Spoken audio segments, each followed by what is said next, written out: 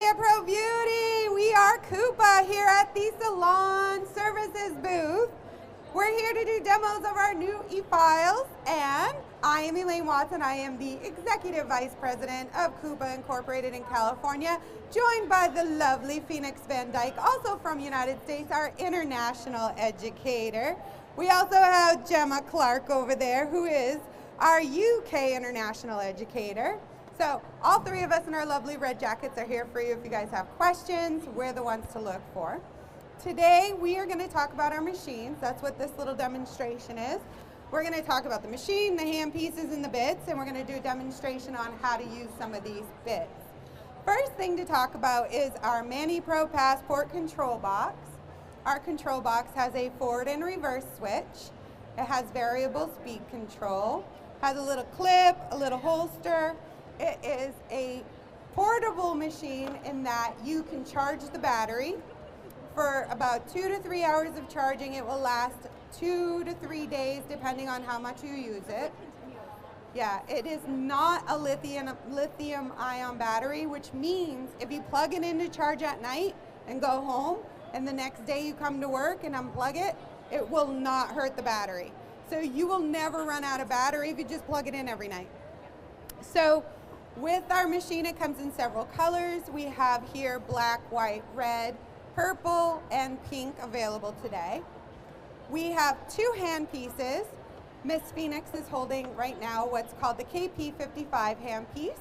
It is slightly bigger than our other, the KP60 hand piece. Both of them have the same internal components and will do 25,000 RPMs and high power torque. The difference though in the weight is 1 ounce. So the KP55 is a little heavier and the KP60 is a little lighter. What it all comes down to is personal preference. How it fits in your hand and how you like to maneuver it is usually what people use to decide which hand piece.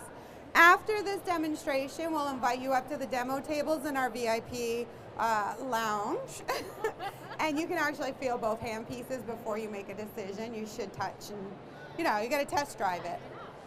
So with that said, our first demonstration we're going to show you is how to use an e-file to do a manicure. And to do that, we're going to use our diamond bit with our final phase oil. The diamond bit, manicure bit, is a 1000 grit diamond manicure bit. It also has grit on the top of the head, not just around the sides of it. Most bits have grit only around the bit itself, not on the top. So the technique that Phoenix is using is she's going to apply pressure not just to the nail, but to the skin surrounding the nail. The top of the bit will exfoliate the dead skin surrounding the nails. So doing this manicure means you can eliminate the need for using nippers to remove the eponychium or proximal nail fold, depending on what you're calling it these days. The reason we're using the oil is because this bit is 1000 grit. If you didn't use the oil, the cuticle coming off the nail would stick to the bit.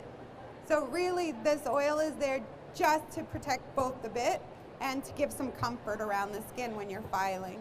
It's a very nice manicure. I've been doing this to myself for 20 years. I have the tightest eponychiums ever. I don't nip. I haven't been nipped. You don't want me to use nipper. Nippers is scary.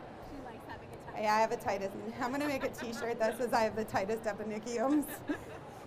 So our next demonstration will be the same technique, but it's to prep a nail for an artificial enhancement.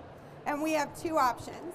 The same technique with either the the enhancement prep bit, which is in the machine, or our easy off mandrel and a fine sanding band. Both of these are going to have the same end result. It's personal preference if you want to use the disposable sanding band or if you want to use the sanitized and disinfectable diamond bit. This is 500 grit. The technique is the same except no oil. Okay, you only use the oil with 1000 grit bit because of the product, the cuticle sticking to the actual diamond bit. So when you're prepping for a nail, you never want to use oil before an artificial enhancement. You'll cause lifting.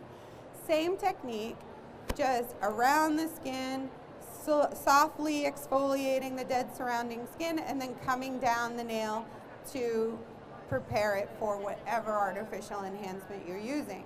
Another beautiful thing about using the enhancement prep bit or the sanding band is you can exfoliate dry skin. Exfoliate. You can't debris, you can't use like razor blades, but we're allowed to exfoliate because we use foot files to do callus removal work. So sometimes you get those little calluses on the sides of your nails where you have that tough skin.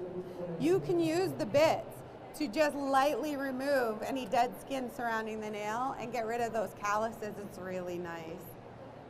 It's a cool addition to your manicure or your prep work. So that's how you would either manicure or prepare a nail for artificial enhancement, and it would be the same technique for the toes as well as for the nails. The next technique we're going to show you is what you would do to remove either soak-off gel or a dip nail, if it's a color dip nail or any of that. So the technique for a soak-off gel or the technique for a dip nail is the same. To do the removal, we're going to use what's called our Typhoon bit. It comes in 3 grits, fine, medium, coarse, and extra coarse. Fine being white, medium being yellow, coarse is blue, extra coarse is red. So to remove something like a soft gel, which is colored gel, or a dip product, or sometimes even like a poly gel, you're probably going to use a medium. If it's a softer product, you want to go to fine. Otherwise, you'll dig in. So when we educate on removal, KUPA is about protecting the natural nail. So we don't like to teach taking the entire thing off right down to the natural nail. What we teach is debulking the nail. When you debulk the nail, what you're doing is you're removing as much of the product as possible, but stopping before you hit the natural nail. If you soak off a debulked nail, you can cut your soak off time from 8 to 10 minutes down to 2 minutes. What you do is you just debulk all 10 nails, then you do your cotton saturated in remover, put your tin foil. By the time you wrap all 10 nails, that first nail's done. Would be the same technique if you were doing a dip nail to remove. Same technique. See how quick that comes off?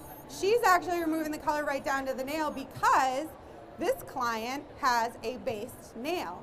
You can do a gel application or an acrylic application and do color gel on top of that. If you do that, then your removal is all the way down to the artificial enhancement. There you go. Right? Isn't that crazy? Oh, this is so much better than sitting in the chairs. Right? Stupid TV. Uh-huh. We're touchy people. Yeah. We're touchy people.